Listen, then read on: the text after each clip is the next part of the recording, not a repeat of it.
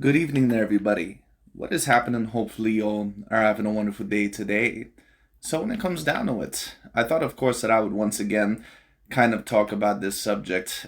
And I wanted to really release another video on this subject. I'm going to try to make this video a little bit shorter, just because I don't want to make it super duper long. But we'll see. I mean, I like to talk a lot in these videos anyway, so however long it is however long it's going to be. But anyways, this once again is going to be the discussion about the debate between that of Mr. Naoya Inoue and Terence Bud Crawford. Now, the other day on my channel, I discussed about who is debatably the number one pound-for-pound fighter between these two.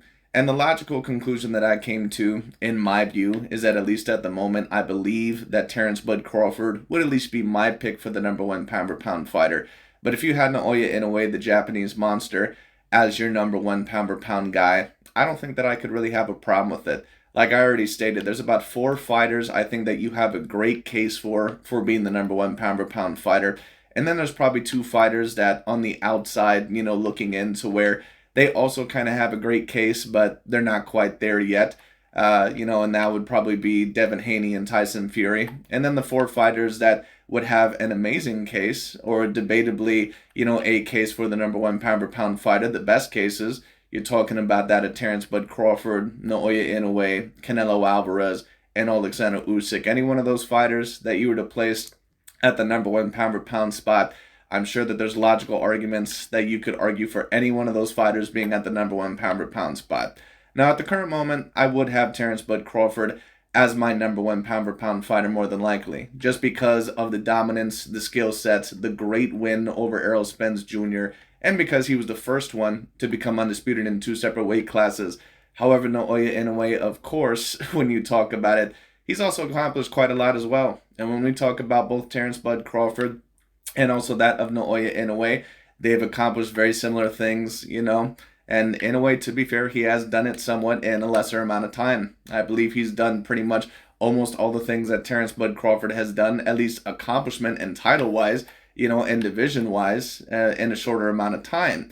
So usually that definitely would put you a little bit higher on my list over that of the other comparative fighter. But what does put Terence Bud Crawford just ever so slightly above Inoue in my view is that I would say that more than likely his resume is a little bit more impressive than that of Inoue's, just in my view. Because when we talk about the Steve-On Coolboy Fulton win versus the Errol Spence Jr. win, I would pick that of Errol Spence Jr. I would predict him overall to be the better fighter over that of Steve-On Coolboy Fulton. Just my view of it. But for those of you that have not heard the news, Naoya Inoue has been picked for that of the ESPN Fighter of the Year award.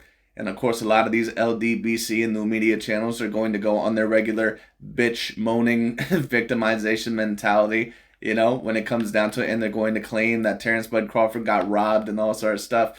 Listen, at the end of the day, if you have Terence Bud Crawford as your number one pound-for-pound fighter, I don't really have a problem with that whatsoever. I would tend to agree with that, no matter how many people tend to disagree with me. Once again, if you have Inoue at your number one pound-for-pound spot, I completely understand it. I can't really argue with that, at least not too much.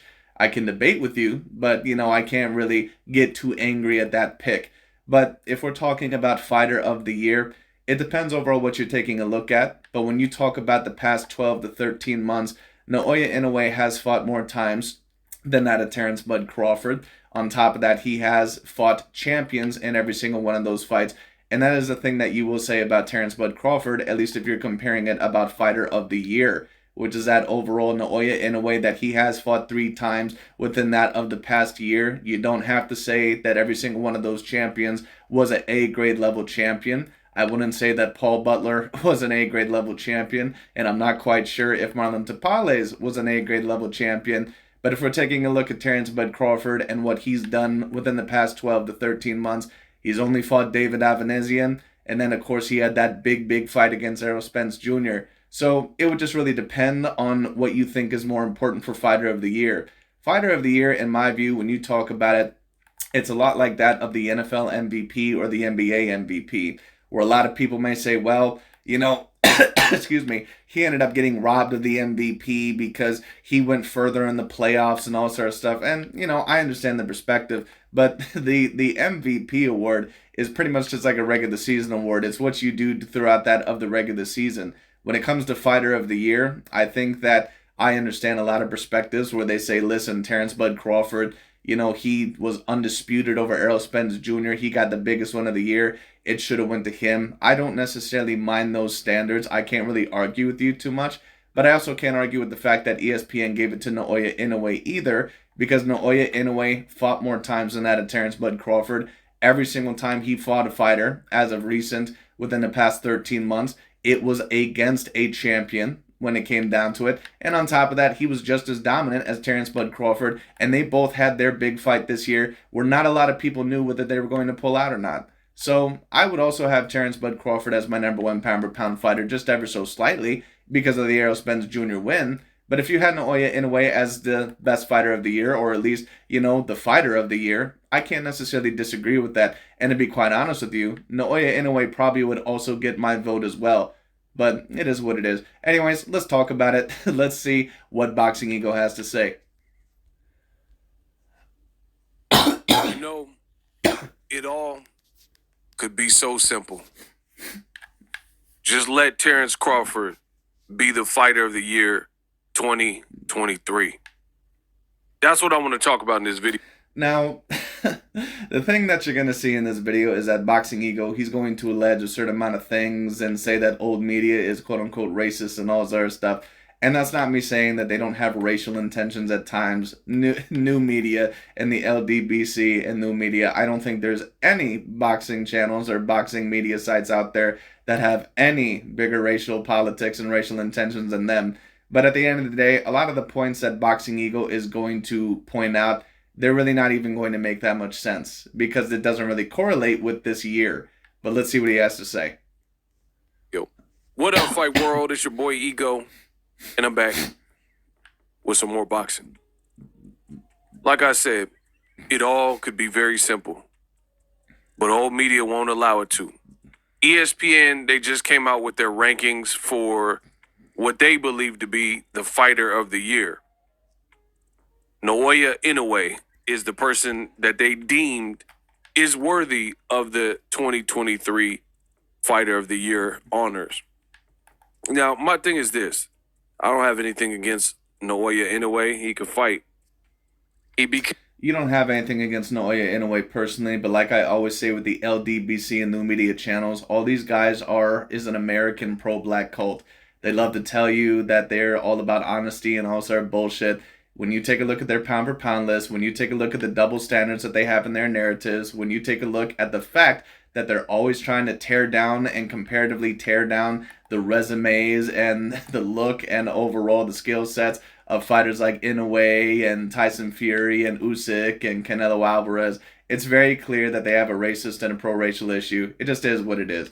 And listen, all of us, to a degree, we're all going to have racial pride. We're all going to have racial bias. We're all going to have bias to a degree. It's going to matter on your age group. It's going to matter what generation you're a part of. It's going to matter what you identify yourself as in terms of, an ethnicity or as a demographic. At the end of the day, if you are that of a black man or a black woman, you're going to identify more with that of Terence Bud Crawford, Errol Spence Jr., Deontay Wilder, Claressa Shields. You're going to identify more with them. If you're that of Oriental or Asian or whatever you want to label yourself, of course you're going to identify with fighters like Naoya Inoue more, maybe something like that. If you're Caucasian, you're going to be, even if you're from America, you're going to be rooting for Lomachenko, Alexander Usyk, Tyson Fury, Canelo Alvarez. If you consider him Caucasian, I personally do. I consider him a Caucasian Hispanic, But, when it comes down to it, you're going to be rooting for certain fighters like that.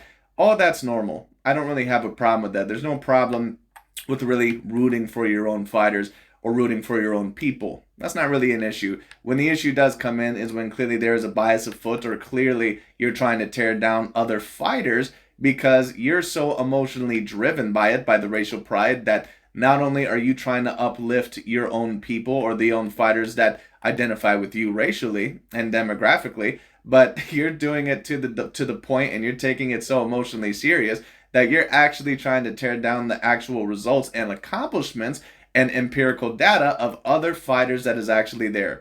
And that's why a lot of these channels, I like to review them because they get so caught up in this racial bullshit that when it comes down to it, they're willing to lie and deceive and have these double standards when it comes down to it. For example, they'll tell you all the long damn day that Canelo's fighting these European bums and that he's fighting these guys that are nowhere near as talented as what they need to be. But then as soon as Billy Joe Saunders or Caleb Plant, as soon as they fight a David Benavidez or someone like that of an Andrade, someone that they're trying to build up to tear down Canelo Alvarez, all of a sudden it's one of the biggest fights in boxing. That doesn't make any sense. So it just is what it is. Or they'll criticize Canelo for not fighting David Benavidez or not fighting this guy or having a rehydration clause, having a weight limit. But then Gervonta Tank Davis does it against Ryan Garcia, hasn't fought Devin Haney, hasn't fought Shakur Stevenson, hasn't fought Vasily Lomachenko, and they have no problem with it. They're perfectly fine with him fighting guys like Isaac Pitbull Cruz and Rolly Romero. So that's what I mean when I talk about a lot of the hypocrisy and a lot of the double standards within these channels. Came undisputed the two times in really like about a year, right?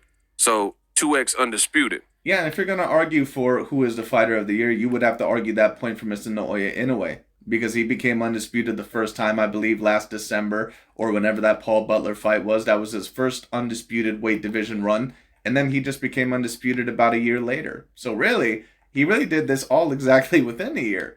So that's why if you were going to say that there is a Fighter of the Year award, my vote also would be for Naoya Inoue. Now, once again, just because of that Errol Spence Jr. win, and the fact that both Inoue and Crawford are very talented and very dominant, but I would have to say that Crawford, in my view, has the better resume just ever so slightly over Naoya Inoue, because I never thought that Crawford, before the Spence and Porter wins, I never thought that his resume was super deep either when it came down to it. But Inoue and Crawford by now have defeated multiple A-grade level fighters.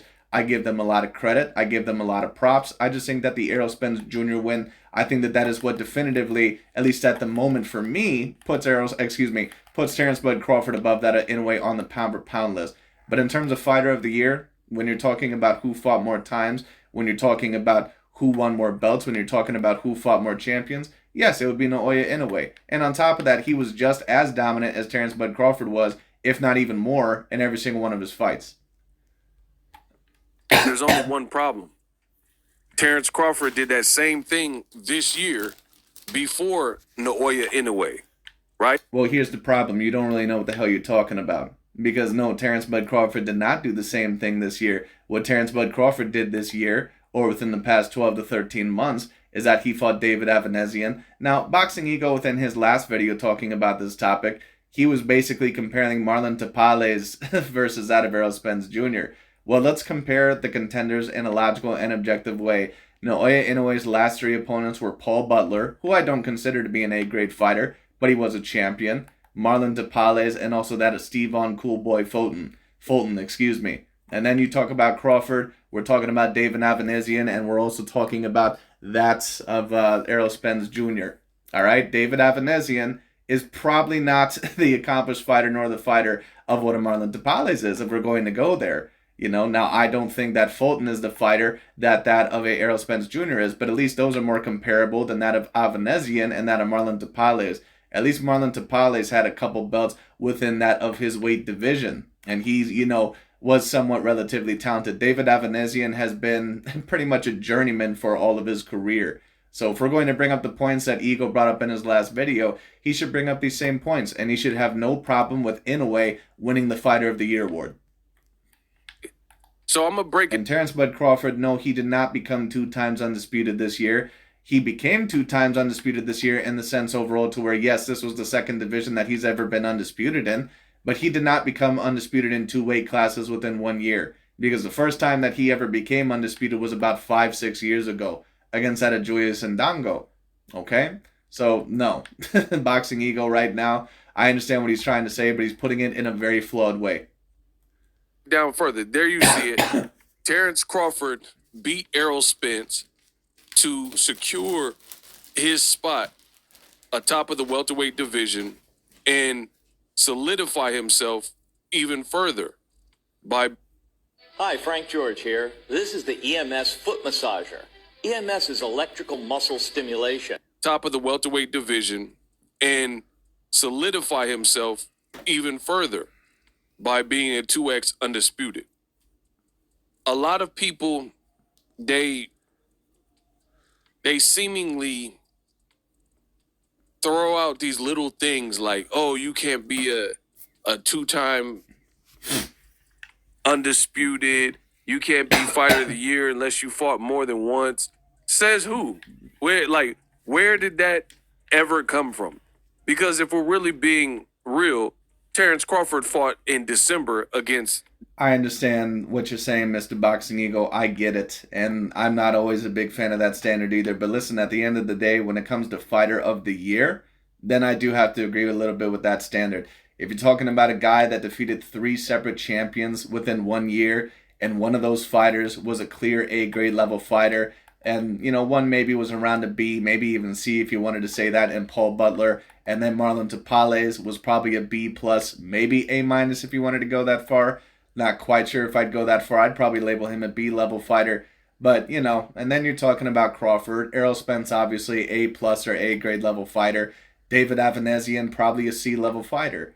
So I understand what you're saying, but if you're also going to come up with these standards about how Terence Crawford is over Inoue because he has more fights and, he overall has had the longevity, all this other stuff, you can't, which to me really is not a major factor. And I also would not go by that either completely. But I think that when you talk about more fights, I think that that's more relevant for overall who is more for fighter of the year. Just like if you talk about an MVP award in the NBA or the NFL, a lot of the times the statistics may be close between 2 candidates, but one might end up losing if they play less games. That's just how it is. David Avanesian, and then he fought again months later against Errol Spence in the one that mattered, and you see the result. Right, we did see the result. We've seen that Terence Bud Crawford was extremely dominant. Here's the problem, once again, with the argument if you're trying to debate Terence Bud Crawford over Inoue for Fighter of the Year. And I think that you could debate that Terence Bud Crawford is over Inoue for Fighter of the Year if you wanted to. I don't really have a problem with that. But the thing is about Ego is that in his last video, he was coming up with these standards that made no fucking sense, at least in my view, where he said overall, oh, well, Crawford should be counted over Inoue because overall he's never had a broken orbital eye bone, and, he has more fights and the longevity, which to me, the longevity doesn't really matter unless you're like a Floyd Mayweather Jr. or a Canelo or a Pacquiao, and you're fighting repeated, decent level champions or decent grade fighters. If you have more fights in your record, it doesn't mean anything to me. It means nada to me unless you're actually fighting repeated level champions. Once again, like that of a Canelo, like that of a Floyd Mayweather, like that of a Manny Pacquiao. Is Terence Crawford really doing that on the repeat? Now, I think that he's done enough to earn him the number 1 pound-for-pound spot, but when you talk about Fighter of the Year, Inoue has had more fights, so you can't really get too mad at that standard because you had kind of a very similar standard of putting Crawford over Inoue on the pound-for-pound list because he has more fights. So how are you then going to get mad at a very similar standard when Inoue is put over Crawford as Fighter of the Year because he fought one more time in that year and all of the fighters that he fought within that time span were champions. They held belts. So who's to say that you have to fight 2 times in a year, right? Like, I never heard of this thing. You know why? Because you guys just made that up. Oh, Crawford, I would have him as Fighter of the Year, but he only fought once. It doesn't matter. He fought once in the fight that mattered, and he... What I'll say is this, and I've had a couple of people comment this, especially on my most recent video. I had a couple people tell me, and I understand why, where they said, in my view, the pound-for-pound list is what have you done for me lately? It hasn't been what you've done within the past several years. It has to be what you've done for me lately. And I understand that to a degree, but we do on the pound-for-pound list have to kind of count what also you've done within the past several years.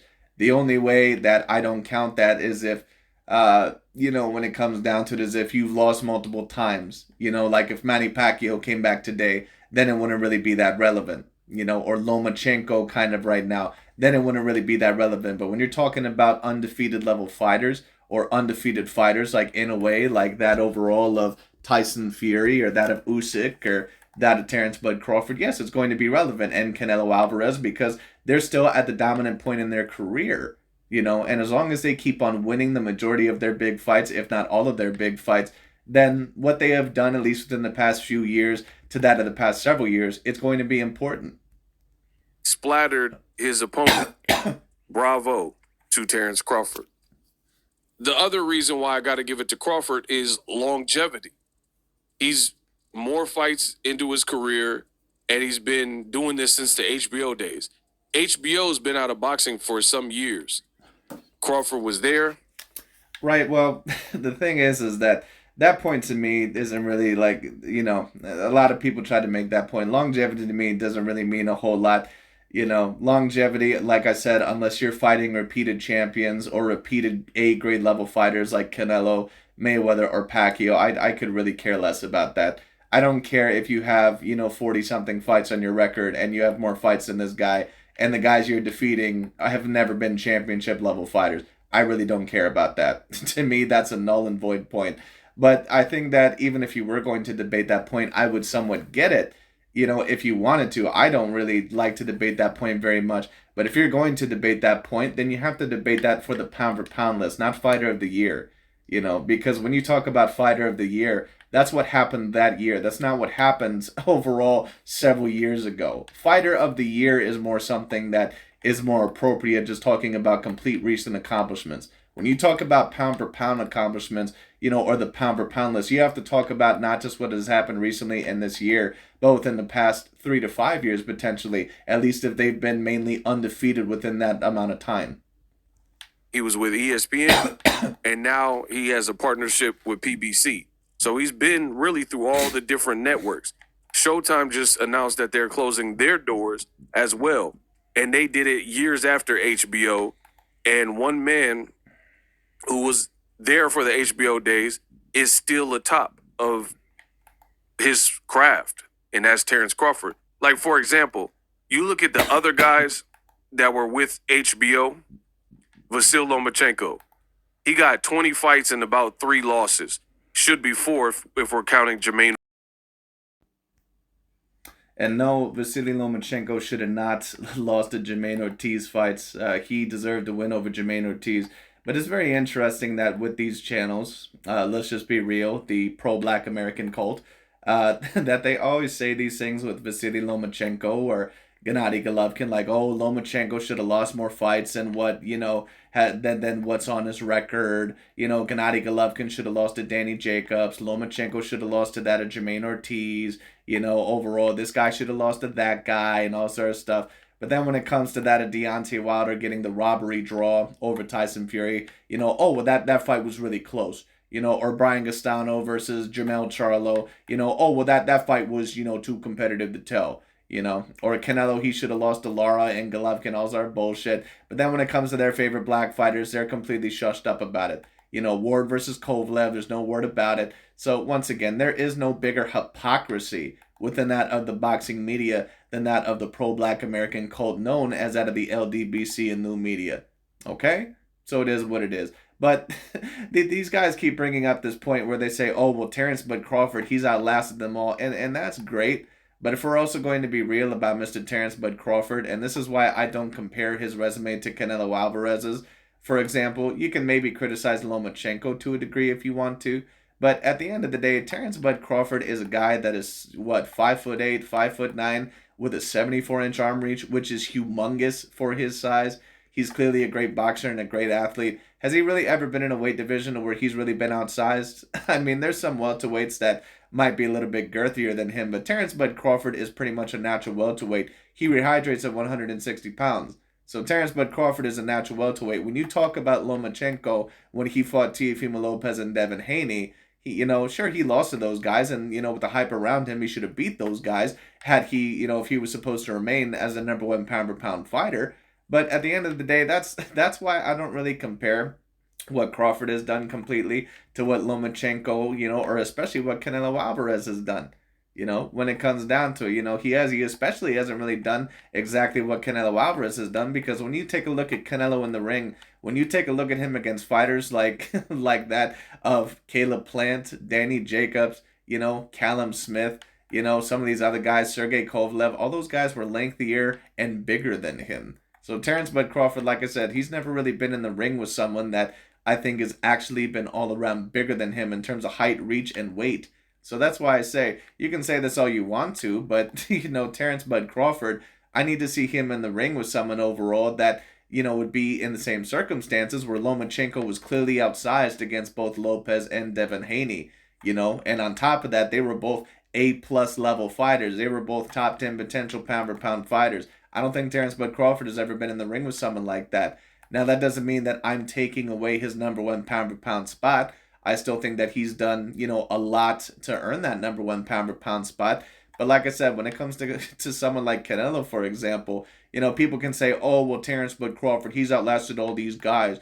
It's like, well, that's great, but he was supposed to. Because before this Errol Spence Jr. fight, it's like, who the fuck were you facing? Like a washed-up version of Amir Khan, a washed-up version of Kell Brook, Aegis Kavalasquez, Felix Diaz, Julius Ndango, Victor Postal. It's like, come on, you're supposed to be the best fighter of your generation, at least allegedly, or supposedly. And I think that he certainly is in that debate, no doubt about it. But if you're the best fighter of your generation or the best pound for pound fighter, you're supposed to beat those guys. It's like, come on. The only fight that as of recent that Crawford has ever been in to where we were like, okay, is he really going to win this one is the Errol Spence Jr. one. So I'm sorry, but that point to me is just, it's really null and void because it's not like he's like Floyd Mayweather Jr., where he's stepping in the ring with Cotto and Pacquiao and Canelo and Robert Guerrero and Marcos Maidana and Oscar De La Hoya and Shea Mosley and all these fights where some of us kind of wonder, can he actually do it? Gennady Golovkin, he just lost to Canelo. Some believe he's retired. Adrian Broner, who was popular on HBO during those days. Right, Gennady Golovkin also was like 40 to 41 years old. So I don't know overall why this point really is even a factor. I mean, his fight got canceled. And if we're talking about longevity or outlasting a lot of fighters, if we're talking about Inoue, he also outlasted Vasily Lomachenko and a lot of these other fighters. Now, he's younger than some of these guys for sure, but he also outlasted a certain amount of these guys. And a lot of the LDBC and new media were saying Naoya Inoue is going to find out against Steve Von Fulton. He's going to find out that it ain't easy. He's going to lose, and he's going to lose bad.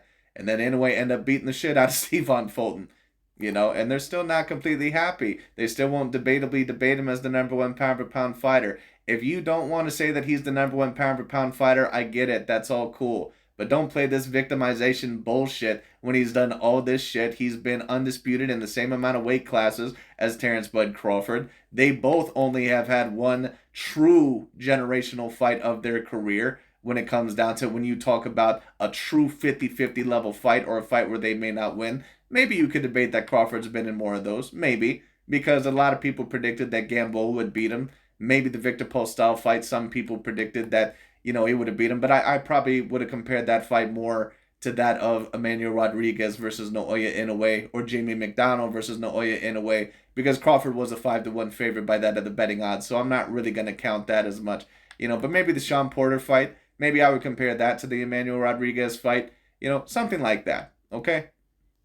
So he's nowhere to really be found right now. And no one would say that he's the number one person at 140 or 147, wherever he's fighting. Andre Ward, great fighter, but he's retired. Okay. so why the fuck are we even bringing up Andre Ward? What is the point of these points, really? Now with Vasily Lomachenko and some of these other fighters, you kind of have a little bit of a point, even though, I'm not even sure if I would quite bring that up. But Inoue's outlasted a lot of these guys as well. Why are we bringing up fighters where they're either retired or they're like in their goddamn retirement home? And it's like, come on. Like what are we talking about? Live. I mean, last time I checked, he's fighting in cruiserweight, fighting on Triller. I don't even really know what he's doing. So Crawford definitely, when it comes to longevity, when Crawford was fighting... Well, it's no offense against Terence Bud Crawford, but he's supposed to have longevity when the majority of the fighters that he's fighting are C or B grade level. On HBO, no one even knew who Naoya Inoue was. So it's how soon we forget. They're quick to crown anybody who's not black, who's not from America, before they take a black fighter who's been on top and anoint him. And it's funny because this ESPN list, they gave credit to his trainer, Bomac, and they put him as trainer of the year, but then they didn't give Crawford the fighter of the year. And they're showing a picture. Like, how did he become trainer of the year? And the main guy he trains that started it all, Terence Crawford, this is the reason why you... Very simple. It's just that you don't understand it because you don't have the intellect, and on top of that, you're way too victimization mentality. It just is what it is. You have way too much of that victimization mentality. Boxing ego comes from America, where basically, if you're a minority especially, you're basically taught to think like a bitch. Because that's what the liberal movement basically wants. They want you to think like a woman. They want you to think over emotionally and always beg, that for the Caucasians to love them and, for attention and, overall, oh, they're not treating us fairly. Please treat us fairly. All this other bullshit. You don't get anywhere like that. You have to be logical. You have to be objective, especially if you're men. All right, especially if you're a man. And a lot of these men don't act like men. They act like a bunch of hoes. It is what it is. And I like Boxing Ego. I think he has a good little channel, but he has way too much of that hoe energy. would even put... But it's not that hard to understand. Trainer of the year could easily go to Brian McIntyre because Brian McIntyre trained the fighter overall, and Terence Bud Crawford had debatably the best performance of the year against debatably the biggest win. But the problem is that he fought one less time than Naoya Inoue within the past 12 to 13 months. And on top of that, every single fighter that Inoue fought was a champion. He became undisputed 2 times overall within the past 12 months. So that also is a big factor. And on top of that, every fighter that he fought was a champion. And one of those fighters was an A-grade level fighter where a lot of people did not think Inoue was going to pull out. It's really not that hard to understand. Him as trainer of the year. No disrespect to any of his other fighters, but he didn't become trainer of the year because of Keyshawn Davis alone. He became trainer of the year because of what Terence Crawford did. So how you going to put ESPN as cap?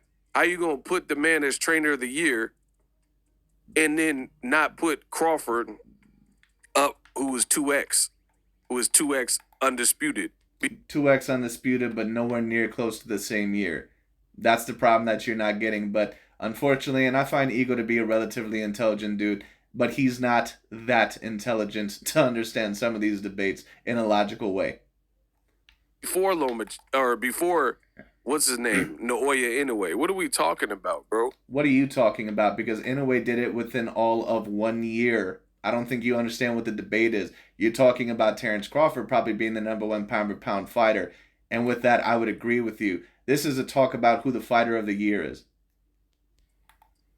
And here's the other thing when it comes to this fight. Crawford beat Errol Spence, which was considered, that was his Mayweather versus Pacquiao.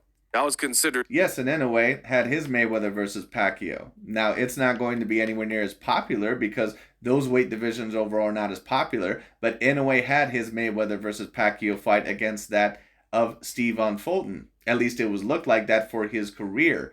Now it's never going to be as popular. There's never going to be a fight at 126 pounds or 122 pounds that ever is probably going to get the same numbers as a Pacquiao or Floyd or a Crawford versus Spence, because people just don't take a look at those divisions as the most overtly talented, But at the end of the day, Inoue was fighting a guy against Stephen Coolboy Fulton, where a lot of people, especially these LDBC and new media channels, not only did they have Stephen Fulton on their top 10 pound-for-pound list, but on top of that, they were predicting that Fulton was going to embarrass Naoya Inoue. And the opposite ended up happening. So you cannot get mad that Naoya Inoue is the fighter of the year when he's fought more times. He's fought more champions. He did more in terms of winning belts and becoming undisputed all within one span of the year. So yes, Naoya Inoue would also be my vote as well for the fighter of the year. I would not put him quite there yet as my #1 pound-for-pound fighter, but if you also were to debate him there, I wouldn't have a problem with that either. But the problem is that these channels, the LDBC and new media, and they are right to think that a lot of people are trying to tear down black fighters. That is a truth that is out there. A lot of guys are out there trying to tear down and replace certain black fighters with other fighters and crown them to try and make black fighters look worse or not as highly rated. That definitely is a truth that is out there. There's no doubt about it. But you have to take a look at a debate like this, and even if you don't like it, you have to take a look and say, okay, is this somewhat logical? Can this, maybe be debated? because in a way, excuse me, when you talk about it, the people are saying that Inoue is not even close to the number one pound for pound fighter. Well, these same guys were also saying that Terence Bud Crawford was debatably or always the number one pound for pound fighter, not really based off a resume, but because he's the most dominant guy, and if he got in the ring with these guys, he would dominate them, right? So then why are the same standards not applied to Naoya Inoue?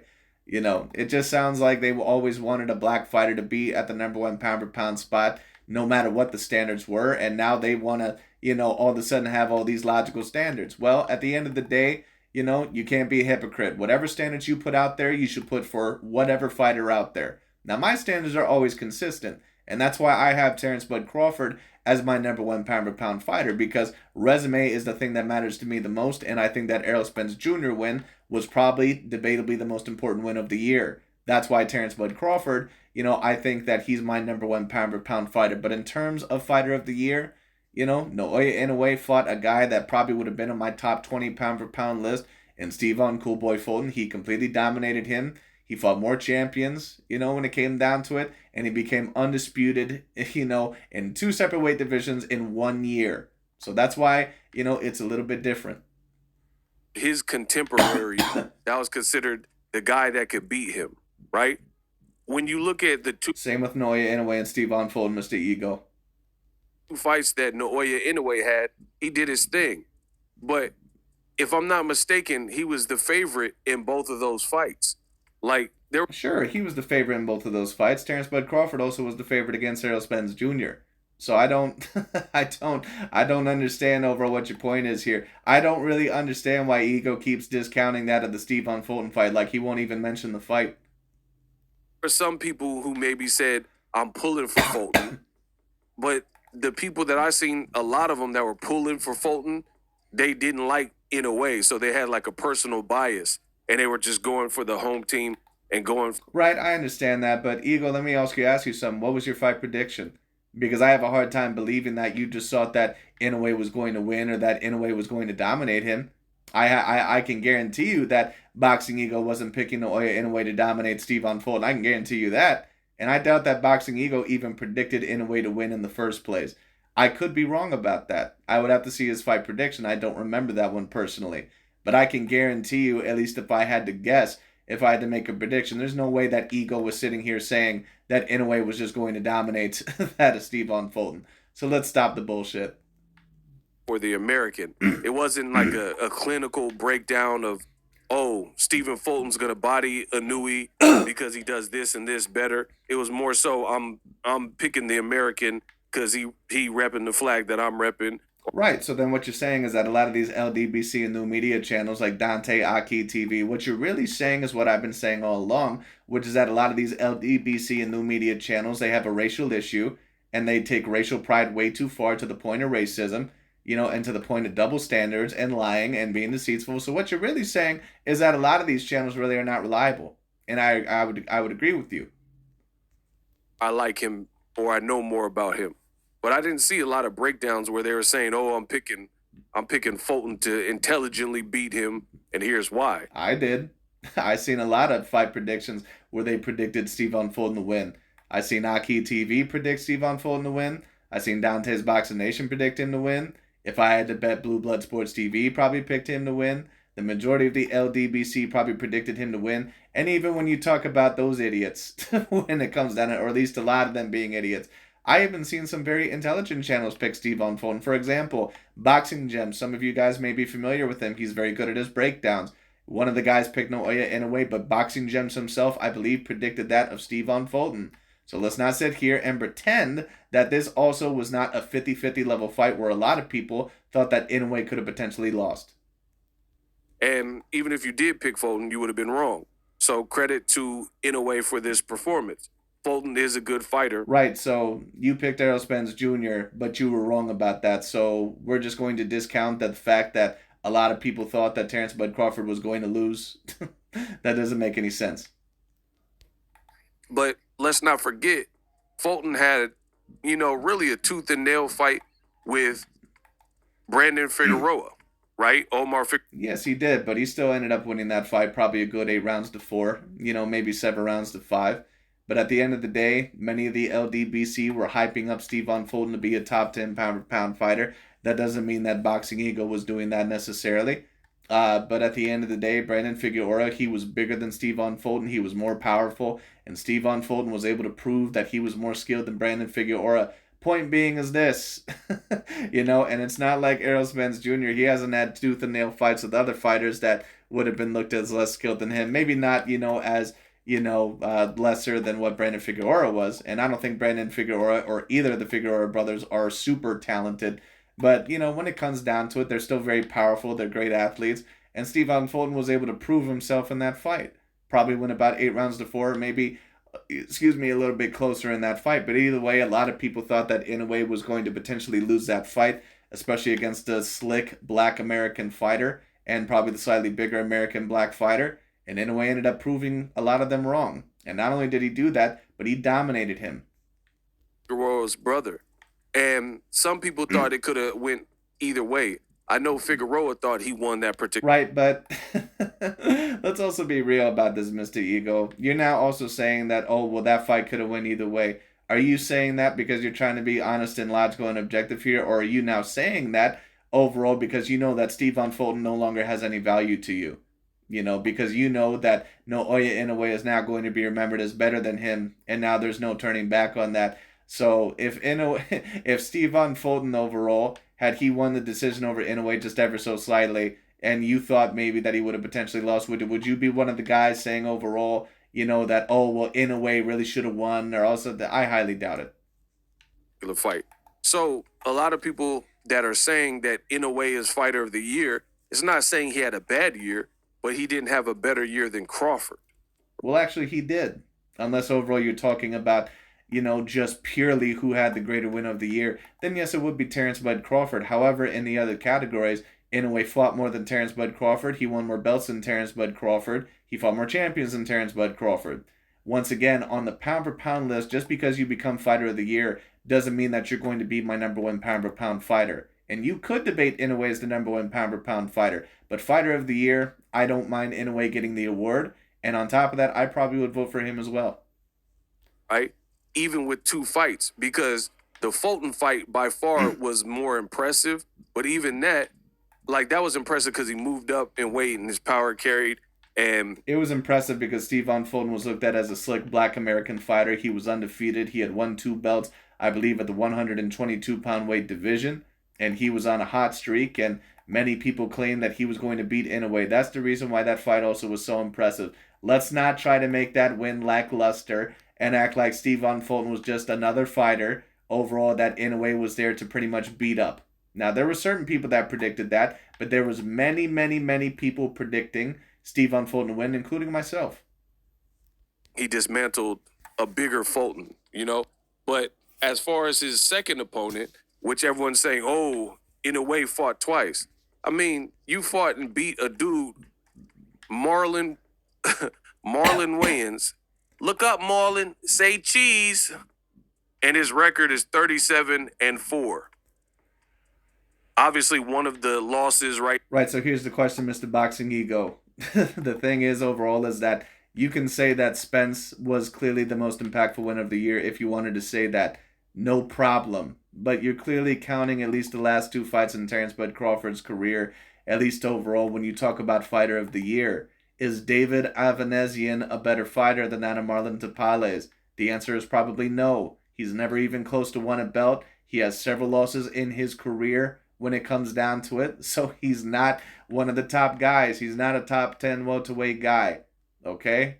It is what it is. So we have to take a look at it like that. I don't believe that Paul Butler is an A-grade level fighter. I'm not quite sure if I would rank Marlon Tapales for that weight division as an A-grade level fighter either. But when it comes down to it, in a way, he was able to defeat more champions than Crawford. He was able to fight one more time than that of Terence Bud Crawford, And, the biggest one, of course, goes to Terence Bud Crawford for the year. But does that completely make him fighter of the year? I think that it would give him more of a case to put him over Inoue on the pound-per-pound list. But when you talk about fighter of the year, Inoue just beats him in some of the other categories. The amount of champions, the amount of belts, the amount of undisputed weight divisions that he's been in. I don't mind Inoue getting that title of fighter of the year. Here, is the Inoue loss. So regardless of that, he would have, you just subtract 1, and he still would have been 37-3 with 2 knockouts. So he's already been knocked out. He has a 50%, which is about average KO percentage. He has a lot of fights for those little divisions, 41 fights, right? What are we talking about? He's had a long career for the lighter divisions, because the lighter divisions, if you know your boxing, the guys in lighter divisions, they typically throw a lot of punches. So great. Inoue KO'd him in 10 rounds.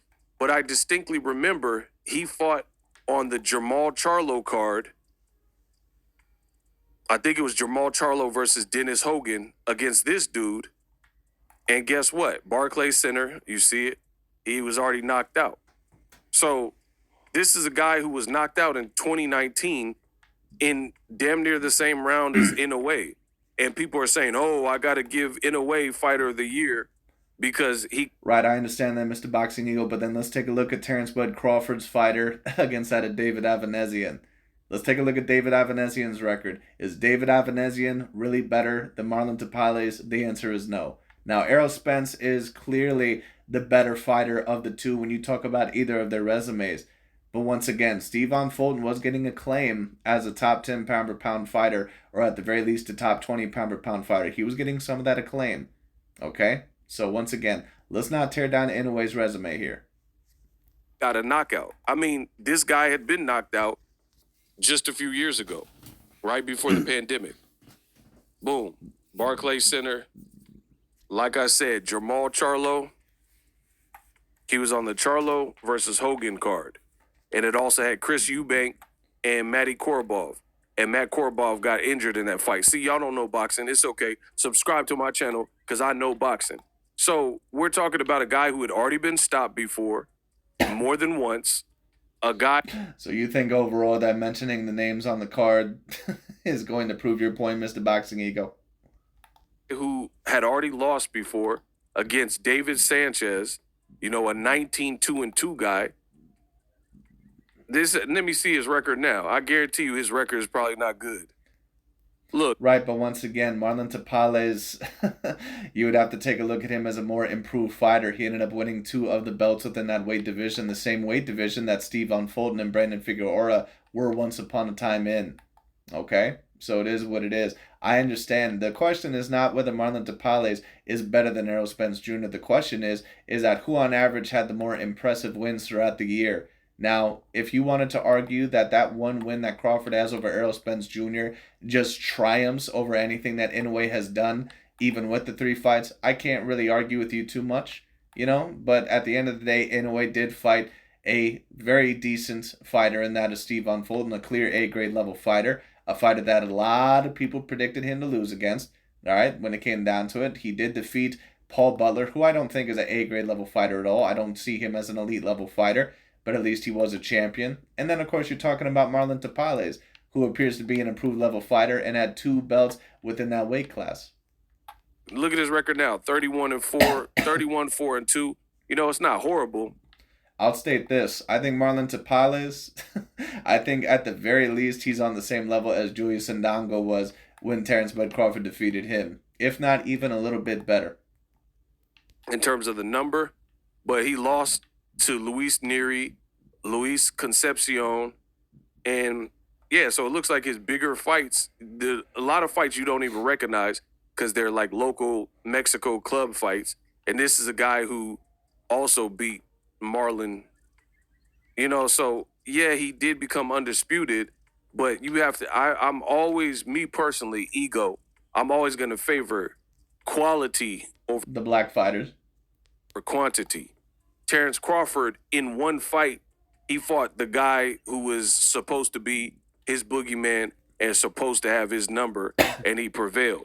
Nobody... Right, but same with Mr. Naoya Inoue against Stephon Fulton. Let's not sit here and pretend, once again, that Stephon Fulton was not looked at by many people as a guy who was going to finally dethrone Naoya Inoue. There was many channels and many boxing predictors that were predicting that Stephon Fulton was going to beat that of Naoya Inoue. Many boxing analysts, many boxing predictors, okay, many boxing channels. So if you don't know that, then you either A, have not done enough research or did not know the impact behind that fight, or you're lying your ass off. You really thought Fulton would beat him? I'm going to be very interested to see and go back and see what Boxing Ego's prediction was. I want to see if he actually predicted Naoya Inoue to win that fight. See, look at this picture of the Errol Spence fight. Nobody really had Fulton beating Inoue, and I'm Who specifically? No, you say no one. Obviously, this dude did not know overall what a lot of people were thinking about that fight.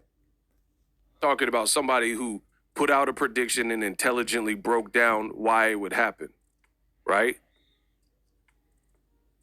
And it took Inoue longer. It took Inoue longer to get rid of the Marlin dude, than it did for Terence Crawford to stop Errol Spence. Plus, he got Right, but Naoya Inoue took out Stephon Fulton earlier than what Terence Crawford did Errol Spence. Now, once again, if you want to go by the quality, and that's why Terence Crawford is on my number one pound for pound spot right now, even over Inoue, Canelo, and Usyk, because he has that win over Errol Spence at the moment. And I think that his undefeated record and his dominance over the past several years has finally deserved him that spot. I would agree with that. But for Fighter of the Year, yeah, I don't mind giving it to Inoue. I think that you could say that he deserved Fighter of the Year. 3 knockdowns. What are we talking about? Crawford is the fighter of the year. Skill guy. You put him in any weight class. Like, if you could genetically modify a Crawford and put him at any weight, he's going to be a guy who stays in shape, a hell of a competitor, a switch hitter, mean streak, and a beast mentality. People always call Terence Bud Crawford a switch hitter, but if we're really going to be real about Terence Bud Crawford, he's really not that great of a fighter in the right hand stance. And that's why in every single fight he always has to fight southpaw, because he's really not that great of a fighter in the right hand stance. In fact, whenever he's in the right hand stance, he usually ends up getting hit way, way, way too much. He'd be dangerous at cruiserweight, heavyweight, any weight class. And again, Well, we don't know that. All that is a hypothetical. That's why I don't really like to go by that standard.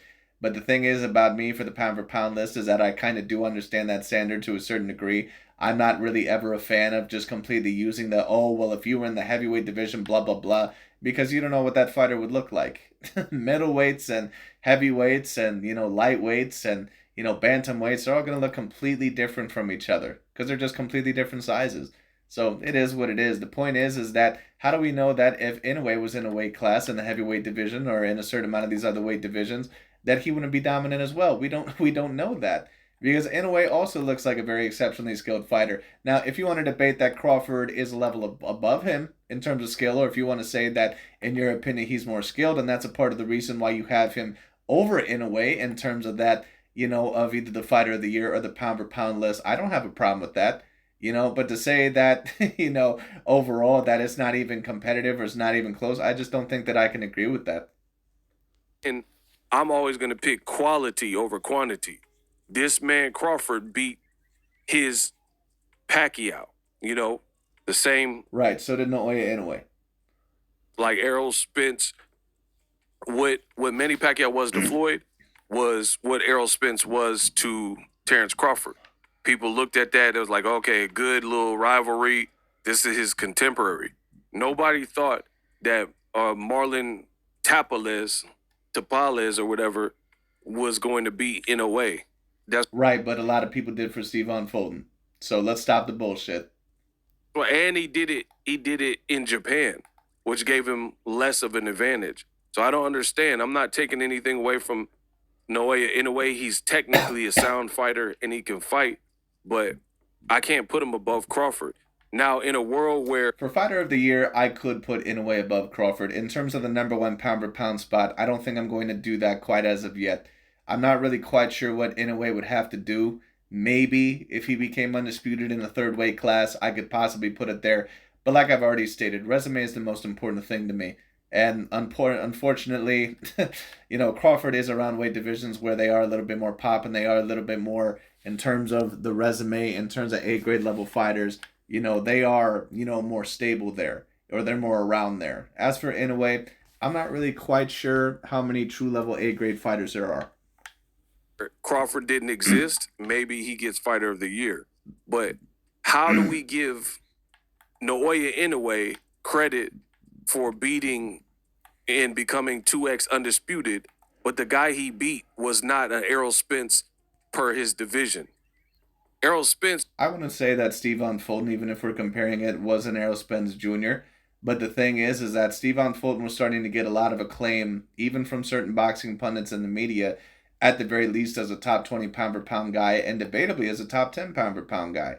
So that's the reason why. Not only did he defeat his, alleged Manny Pacquiao, at least as of right now, or at least the guy that, was supposed to possibly beat him, or be clearly not even close to the biggest challenge in his career. Many people were taking a look at this as a Canelo Golovkin fight, a Kovalev versus Andre Ward type of fight. Many people were taking a look at it as that. They thought that Fulton would beat Inoue. Inoue dominated.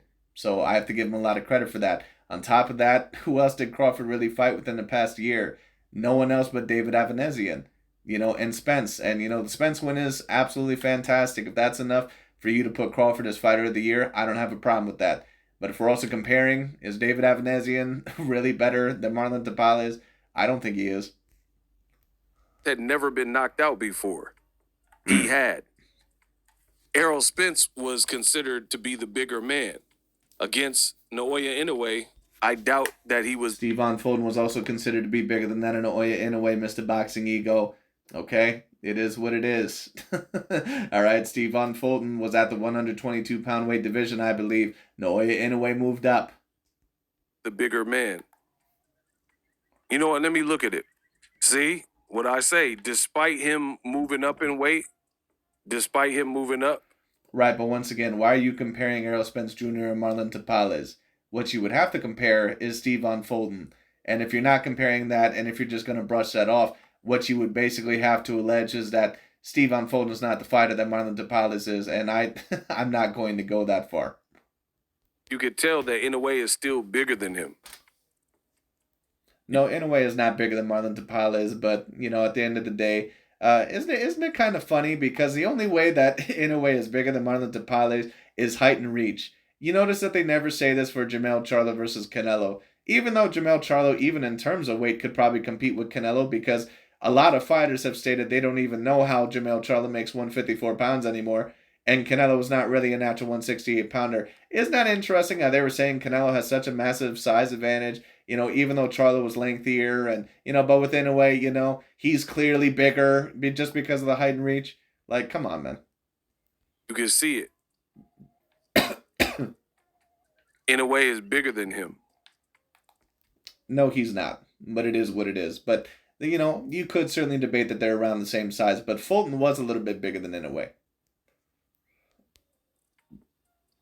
Despite him moving up in weight. And I also would not say that Spence is really that much bigger than Crawford. Maybe a bit girthier, but he's not really that much bigger. I never really fell into these rumors about Spence being way bigger than Crawford. Crawford is a dude that rehydrates at 160. Spence is also a dude that rehydrates at about 160, maybe a bit heavier. They're pretty much the same size. Versus Errol Spence was considered the bigger, stronger welterweight. I mean, this is not even debatable. Just like Shakur said, this is not debatable. No, it's a debate. It's just that you don't know boxing. It is what it is.